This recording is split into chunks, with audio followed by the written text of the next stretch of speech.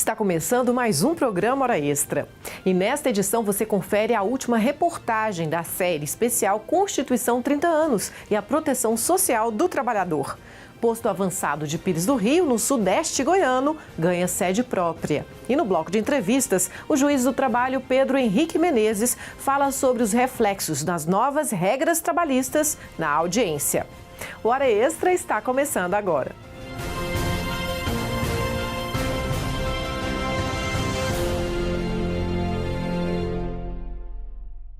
Chegamos à última reportagem da série especial Constituição 30 anos e a proteção social do trabalhador. O tema de hoje é trabalho infantil. Veja como as constituições brasileiras trataram o trabalho da criança e do adolescente e os avanços obtidos após 30 anos da Constituição Cidadã de 1988.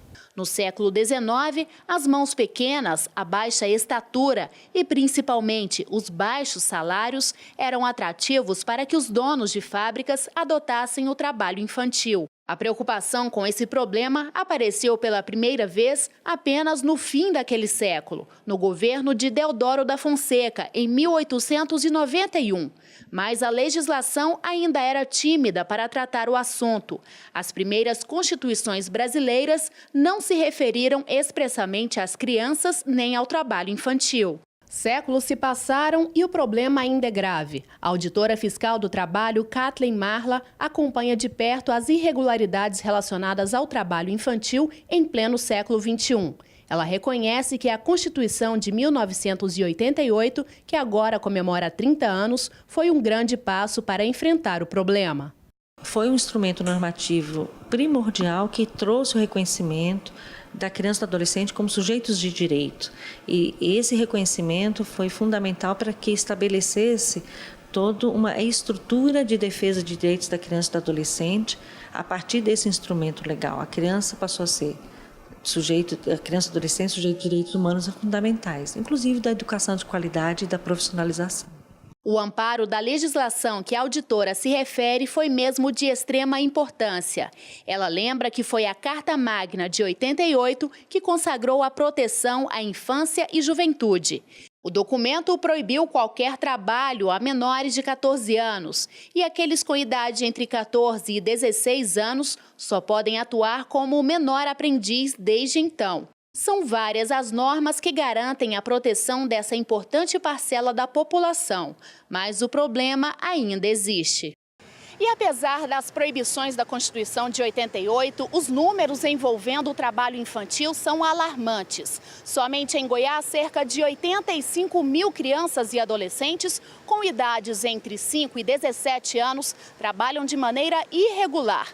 A maior parte está na informalidade, como pequenos comércios ou atividades nas ruas, como a lavagem de carros ou vendas em semáforos. Muitos trabalham com a própria família, o que também é proibido. E o problema vai muito além da situação econômica dessas pessoas. Primeiro é educação de qualidade. A falência da educação tem desmotivado as famílias a manterem seus filhos na escola. O segundo ponto é a ausência das políticas públicas de atenção à infância e juventude. Nos bairros periféricos não há equipamentos esportivos para a prática de esporte e na dimensão suficiente atender o interesse da criança e do adolescente. Não há programas de cultura e de lazer voltados à criança. Poucas escolas em tempo integral. Então, acaba que a família, para colocar a sua criança em situação de segurança, a leva para o mundo do trabalho pela inexistência desse mundo de apoio à criança que seria de direito dela, das políticas públicas de atenção à criança e ao adolescente. Desde então, o Ministério do Trabalho e outros órgãos têm feito um grande esforço para erradicar as práticas que desviam da Constituição. Então, o Ministério do Trabalho acolhe as denúncias vindas da população ou dos outros atores da rede de proteção.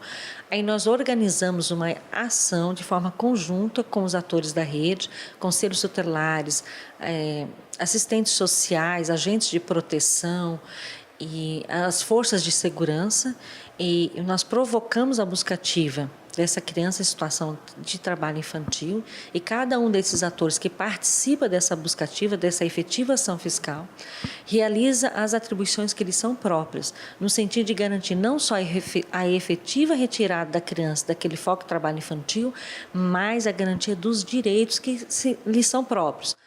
Posto avançado de Pires do Rio, no sudeste goiano, ganha sede própria. O prédio é uma das obras previstas no orçamento do TRT-18, no sentido de dotar com infraestrutura adequada todas as unidades da Justiça do Trabalho no interior do estado. Sejam bem-vindos a Pires do Rio, município do sudeste goiano com mais de 30 mil habitantes. Aqui a Justiça do Trabalho funcionava neste imóvel alugado, improvisado. Mas agora o posto avançado está de cara nova e endereço novo, ao lado do Fórum da Justiça Comum. A nova estrutura realmente impressiona. Tem salas de audiência amplas e climatizadas, salas de atendimento, gabinete do juiz, sala da OAB, tudo bem mais moderno e confortável para atender as partes e os advogados. Aqui a maior parcela da movimentação processual vem de trabalhadores rurais e da agroindústria.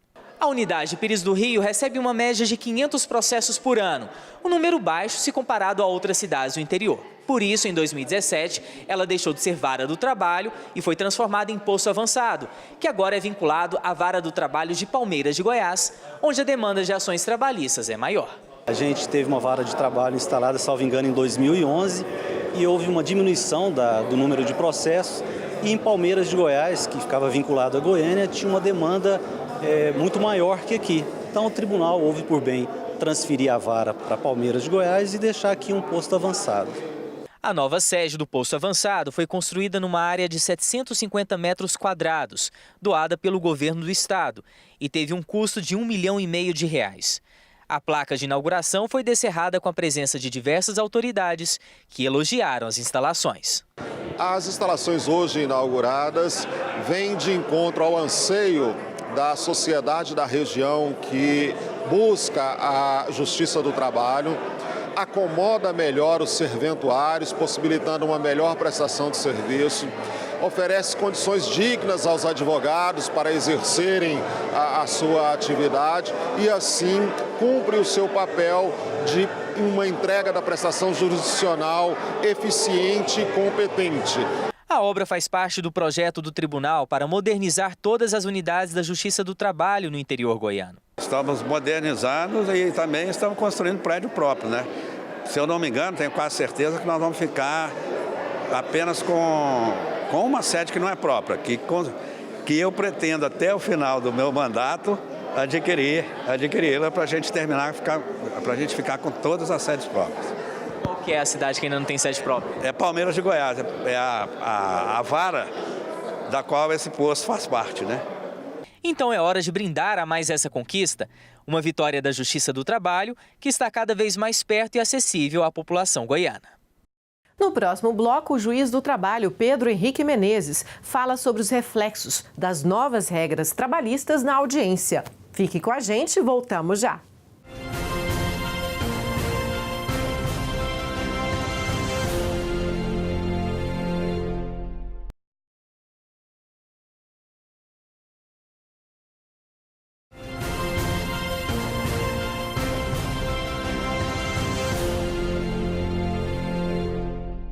A audiência é o ato mais importante do processo. É por meio da audiência que o juiz tem contato direto com as partes, é onde se produzem as provas orais e o juiz ouve depoimentos pessoais, instrui o processo e começa a formar seu convencimento para a solução da lide. É também um momento para conciliação, em que as partes decidem ou não por fim à disputa judicial por meio da autocomposição do conflito.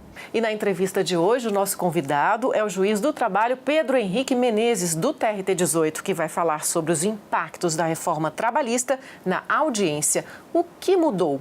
É um prazer recebê-lo aqui em nossos estúdios. Prazer meu, poder tirar aqui algumas dúvidas, responder alguns questionamentos.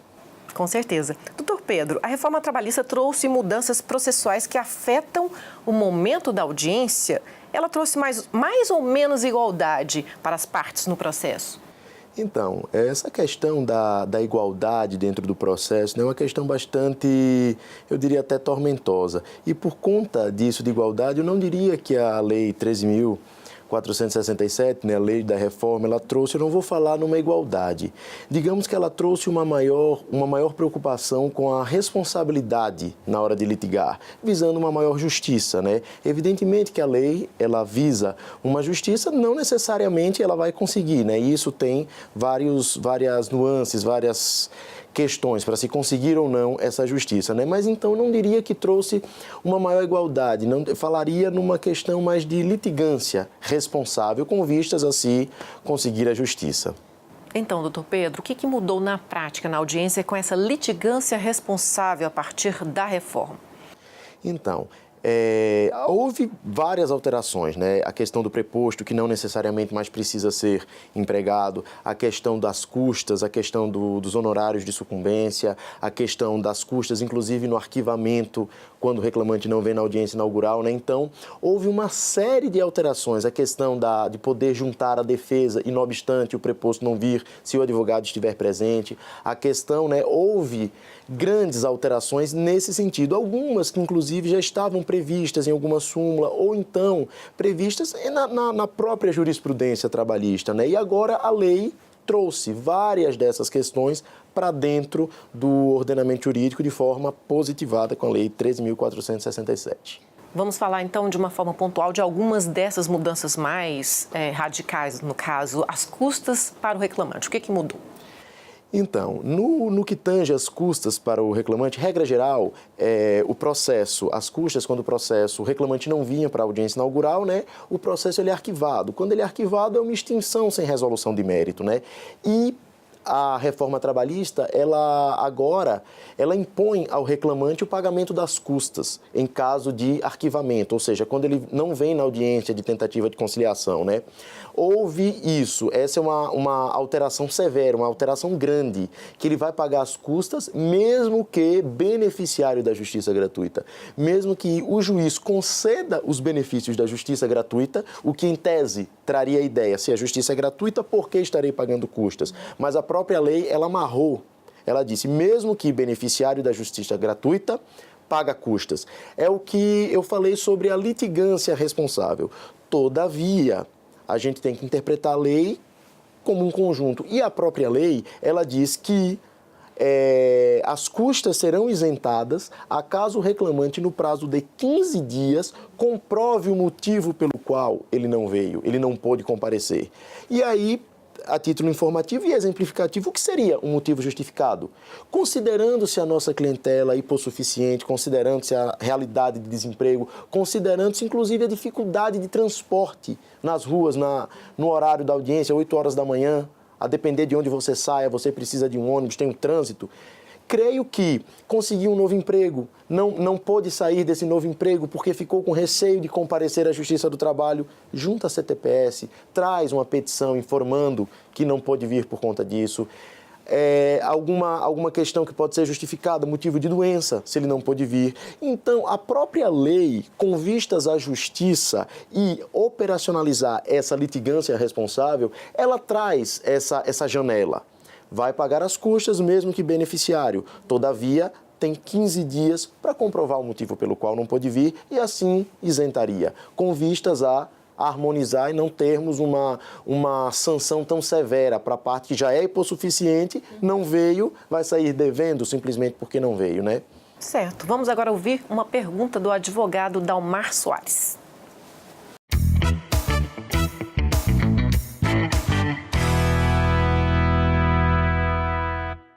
Olá, doutor Pedro Menezes. A minha pergunta é se é possível a aplicação do parágrafo 6º do artigo 85 do CPC, que prevê o pagamento dos honorários advocatícios, mesmo em caso de sentença sem resolução do mérito, nos casos em que o reclamante ele se ausenta na audiência de conciliação. Então, é uma questão também bastante, digamos, polêmica. Primeiramente, a gente tem que entender que o honorário advocatício, como o próprio nome já diz, é o honorário pelo trabalho do advogado.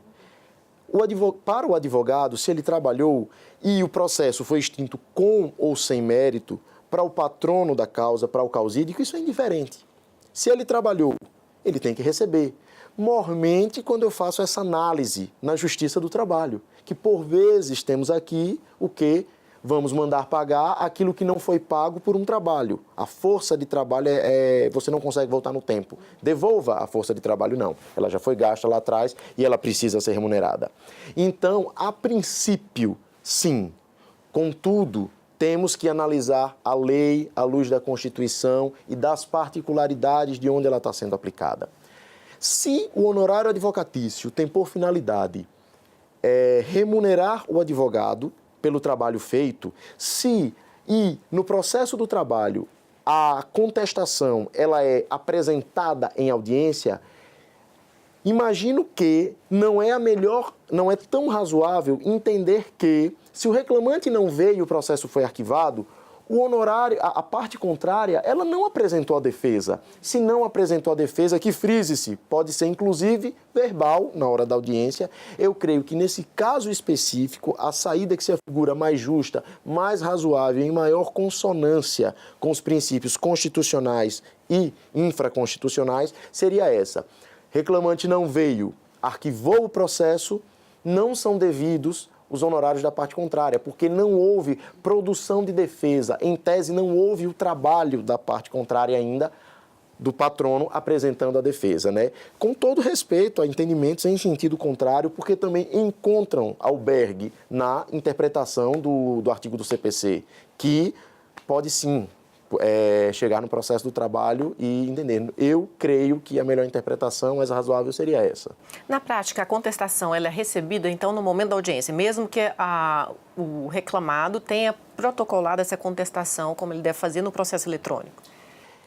Quando o processo, aí a gente tem que falar um pouquinho da nossa história, como o processo era de papel. A CLT fala que a defesa é a concentração dos atos em audiência, né? Derivado disso, corolário disso é a defesa. A defesa ela é apresentada no momento da audiência.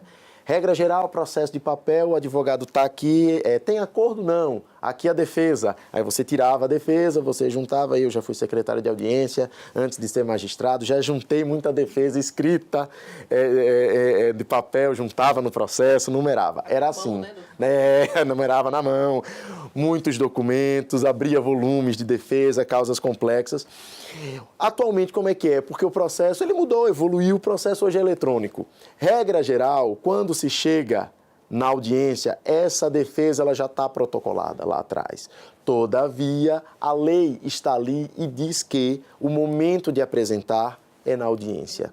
Então, por mais que eu tenha apresentado, se o reclamante faltou e não houve a angularização do processo, creio não ser devido o honorário. Ok, doutor Pedro, nós vamos agora para um rápido intervalo. Hoje conversando com o juiz do trabalho, Pedro Henrique Menezes, sobre os reflexos da reforma trabalhista na audiência. Fique com a gente, voltamos já.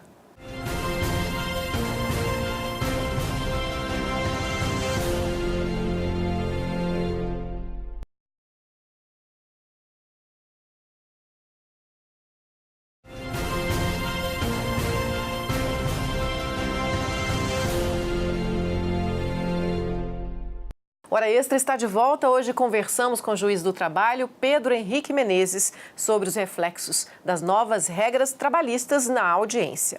Doutor Pedro, em caso de revelia presente o advogado reclamado, a defesa será recebida. Ele pode também produzir provas?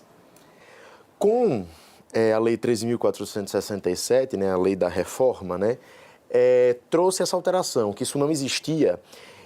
E agora a defesa, se já foi juntada, isso é decorrência do próprio processo eletrônico, aquilo que a gente falou rapidamente sobre que a defesa já está lá às vezes. Então, o preposto não veio, mas o advogado está presente. Agora, por imposição legal, temos de deixar a defesa e os documentos, que é a prova documental que vem junto com a defesa, né? Todavia, creio que, considerando-se que o preposto que era para vir não veio, e a audiência para a produção de provas teria que ter a presença dele. Logo, a gente considera que a prova documental, já pré-constituída que está ali e não vejo qualquer problema em ela estar. É salutar, que já vi processo anulado por falta de prova, falo muito isso, mas nunca vi processo anulado porque temos provas. A prova no Estado constitucional, ela é importantíssima para formar convicção. Quanto mais prova no processo, melhor vai ser a sentença, mais perto perto do que realmente aconteceu, a sentença vai ocorrer. Respondendo de forma específica, produzir provas orais, creio que não. Creio que está vedado, está inclusive precluso, não pode. Todavia, a própria lei diz que a contestação e os documentos continuarão ali dentro e devem sim ser considerados os documentos na valoração da prova, mas direito a produzir, a requerer uma prova testemunhal, uma prova pericial, creio que não, porque como o preposto não veio, é a sanção processual da parte que não se fez presente. Então, é isso. Para o juiz, o que mudou na audiência? Facilitou o trabalho do magistrado? Essa questão de se está mais fácil, se está mais difícil, eu creio que o juiz, em respeito à própria tripartição dos poderes, a questão, eu acho que para o magistrado, como operador do direito, como executor daquela lei que está ali colocada pelo parlamento, eu creio que não houve grandes alterações de termos mais trabalho, ficou mais fácil, ficou mais difícil. Houve alterações com finalidades. Se essa finalidade vai ser alcançada de uma maior justiça, de uma maior boa-fé processual, de um maior, como é que eu posso dizer, de uma maior litigância responsável para os dois lados. As partes, elas têm que ter responsabilidade ao litigar. É o princípio da boa-fé objetiva irradiando dentro do processo. Boa-fé dentro do processo. Então, o magistrado tem que muito ter isso. Justiça, no caso, está em dúvida entre o mundo do processo e o mundo da justiça, fique com a justiça, entre o direito e a justiça, fique sempre com a justiça, busque sempre a boa-fé. Então, naturalmente, isso vem. Essa não foi a primeira alteração, nem será a última alteração. O direito vive, ele está aí acontecendo. Então, eu creio que para o magistrado, com todo respeito ao que pensa em sentido diverso, é indiferente. Outra pergunta seria, houve dificuldade para as partes se adaptarem às novas regras? Mas quanto a isso, o advogado Eduardo Felipe tem uma pergunta, um comentário, na verdade, a fazer.